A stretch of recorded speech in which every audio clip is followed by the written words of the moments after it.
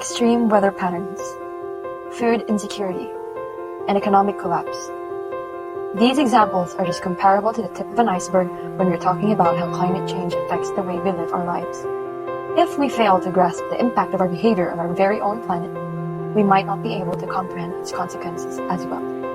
Climate change may sound like a new topic of concern, but believe it or not, we have been facing this issue for 200 years, and yet it's still here, unresolved.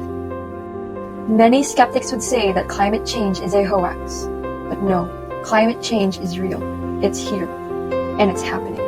The Intergovernmental Panel on Climate Change, most known as IPCC, defines climate change as the change in the state of the climate that can be identified by changes in the mean and/or the variability of its properties, and that persists for an extended period, typically decades or longer. It refers to any change in climate over time, whether due to natural variability or as a result of human activity. Climate change has always been deemed a natural phenomenon, but with the unprecedented rise in greenhouse gas emissions brought about by our innate desire for profit. It was now made clear in the latest IPCC report that the change we're experiencing now is caused by none other than us, humans. Progress. Progress is no doubt an inevitable path for any civilization.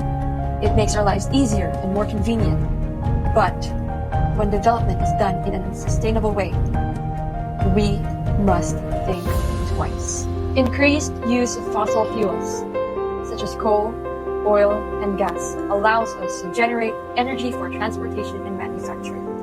Deforestation allows us to expand our agricultural capacity and building resources. But in turn, we are faced with increasing greenhouse gas emissions and further amplifying the adverse effects of climate change. But that doesn't mean we can't do anything about it. Let's choose to do something about it. Let's do price. P. Plant trees. Reforestation is the most cost-effective way to prevent global warming. R. Reduce our waste because landfills are the major contributor of methane and other greenhouse gases. I.